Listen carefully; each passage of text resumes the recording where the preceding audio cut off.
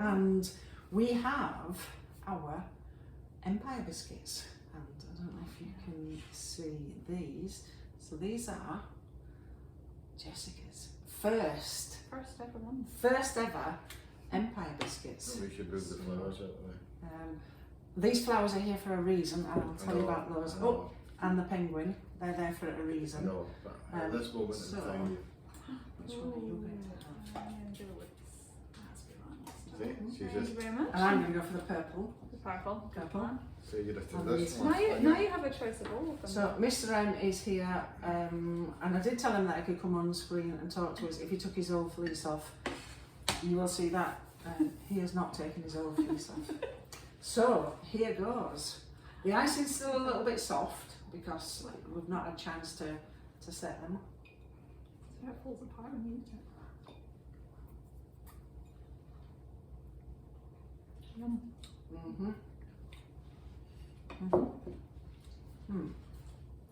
So this is where we don't have eat it on the camera, but Jam all over your fingers. Cheers. and for they are scrubby. They're good. Very good, Jessica. Not the jam makes Yes. So for anybody from the tea room, look what I managed to find. All our mugs from the tea room. Yep. I had put them into storage and we managed to find them. So we just need a coffee machine now to be able to make some nice coffee. So what's been your experience of making the biscuits then? Have you enjoyed it? Yeah, it's lovely. Much You like easier than I thought. baking though, don't I you? do love to bake, Yeah. So I thought I'd just say these flowers are here for a reason, because we were talking about origami early on, and these are one of the things that Jess made me. Yeah. Yes. You have the water done. I know. The joy of They're actually, these. they're actually the only flowers that I've not managed to kill because I'm not very good with flowers. But they are amazing. I love them. Yeah. It's one of my favourite falls. Yeah. Roses. So you do classes in origami as well, don't Yes, you? we You do. teach them. Lots of workshops. Do you do one that includes? We do roses, yeah. I'm about to run my third roses session in a couple of weeks. I'm in origami forestry next month. Right. So how long is a class? So a workshop's usually 2 hours. 2 hours. And how many roses would I make? I'd hopefully go with 3. 3. 3 or more. Yeah. 3. Because they're very, Quite repetitive when you get into them. but they're also solid. They last. Yeah, you'd think they were very flimsy, but they're not. Yeah. So they are. Quite They forgiving. are lovely. And Jess was also just showing me how easy it is to make a penguin. So I have made a penguin. That's Yeah. you, you're hooked now. Yeah. Whether you're I doing thought I was origami getting a for life. biscuit. That's what I thought. I was getting advice. We were going to look at penguins. Oh, Yeah. No. penguins. No. I thought it was penguin biscuits and then So, pie biscuits. yeah. But one of the Sweet. I got to know Jess a few years ago in a different group, but Jess was the illustrator for Beatrix's book, and I have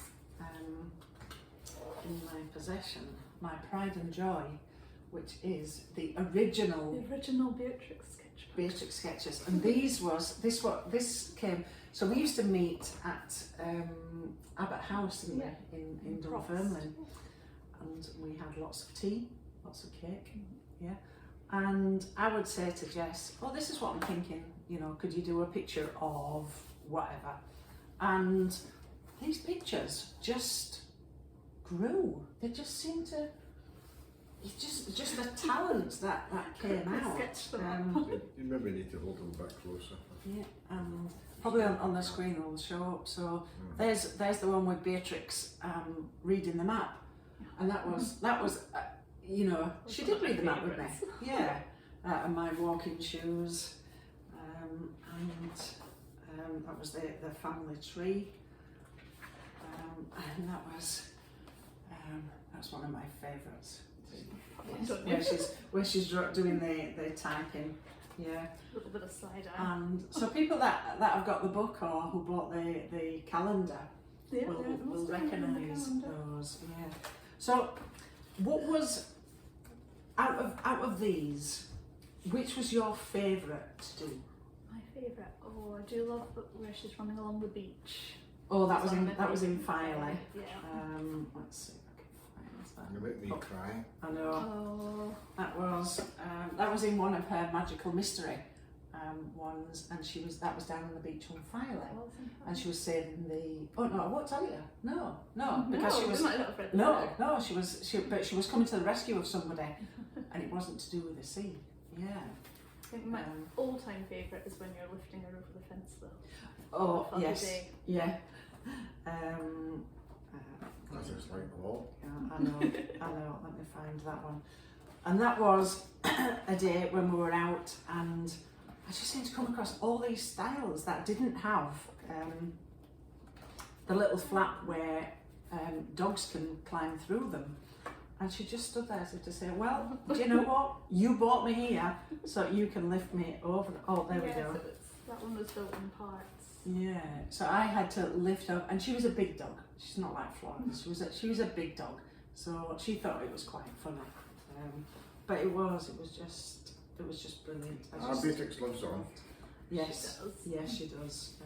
Oh, and there's little Minnie on the couch when Minnie was poorly. So we were just talking about the family members of mine that you haven't met but you've drawn. But I've drawn them. Yeah, you know, you've drawn Ben, you've drawn Minnie, you've even drawn Jim in bed. You know. Yeah. Too much That, very information. much. All the things you asked me to do. I know. So what I thought was, because you've not written a book, it's more creative. I'm actually going to read a little bit out of my magical tea room on the hill. And we were talking about all sorts of different biscuits today. We were. And I've kind of told you the tale of the Empire biscuit, so I don't need to read that one out. But we have another one, and we had a bit of a debate, didn't we? Is a Viennese whirl a biscuit? Yeah. And we decided it is. It's definitely So, a biscuit. excuse me. You'd find them in the biscuit aisle. That is very true. Yeah. So we had. I used to make the Viennese whirls. I just love them. I always love them. And the title of the chapter is When Fruit Salad No Longer Cuts the Mustard. And that was actually my old boss in France, who, when she saw the picture, and she sent me a message on Facebook, and she says, well, my fruit salad's not really cutting the mustard now, you know, and that's where this came from. So this is this story. So growing up in a household where there was not an abundance of money, any cakes or bakes that appeared were a real treat and never lasted long. I still don't. No. Still don't. I can still remember how excited I was if I spied one of the neat pink boxes containing Mr. Kipling's cakes. To me, it didn't matter which of his cakes were inside the box. It was just so exciting to be having one of his amazing cakes, and that was a treat. My favourite, without a doubt, was the Battenberg, with its bright pink and yellow sponge covered in soft marzipan. This was followed closely by the French fancies, which I made last week. Didn't work. All shiny in their coloured icing and filled with soft sponge and a secret dollop of cream. But let's not forget the Viennese whirl, with a short crumbly biscuit filled with sweet jam. Sometimes we had the luxury ones with an extra filling of cream and drizzled in or dipped in chocolate. Oh, the memories. Over the years, I've tried, and often failed, to replicate some of these cakes. From the days when Mr. M and I did have a television. Remember that? Remember this television? No, really. It's not long ago now. Yeah. I watched the Hairy Bikers make with ease their Viennese whirls. I followed their recipe, and here presto, had my own wonderful Viennese whirls. As Mother Murphy's developed, and we continued to expand our range of gluten and dairy-free goodies, I set about making Viennese whirls for our delicious without range, which was gluten and dairy-free. So the first gluten-free and dairy-free version contained some xanthan gum and some dairy-free milk to hold them together, and stop them being too dry. The smell from the oven was terrible, and the resulting biscuit something on the lines of dried out cement. So back to the drawing board it was.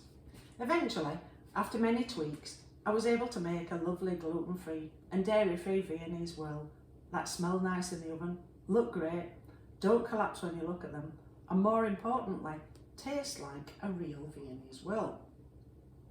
And these are a favourite, or they were, in the tea room, and I vary them with the different jams or jellies we've got available at the time, and either drizzle or dip them in plain milk or white chocolate. At the time of writing this, I just finished making a batch of these beauties and filled them with our blackcurrant jelly jam. As I was baking them, I posted photos on our Facebook and Instagram pages, asking if anyone was drooling over them, and the response was hilarious. Sue, my old boss in France, commented that her fruit salad was not really cutting the mustard after seeing my photos. Danielle from Aitman Carpets, next door to the tea room, was literally drooling in her response and couldn't wait to get to the tea room the following day to get one for herself. Seeing Danielle practically running into the tea room and eating her Viennese whirl before she ate a sandwich, I thought, what better name to give these delights than Danielle's Viennese whirls? And of course, you can also read about Danielle in Gina's Ginger Nuts, but she no longer helps herself to our cakes, of course. But that's another story. So that's just a little excerpt from that. So.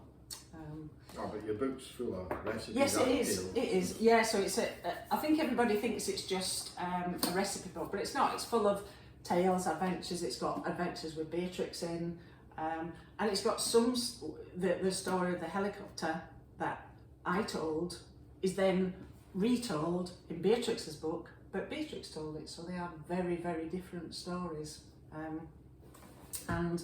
But there's all sorts. There's like why Mr. M became known as the Fat Controller, or he also became known as the Deer Destroyer. Oh. But you have to read the book.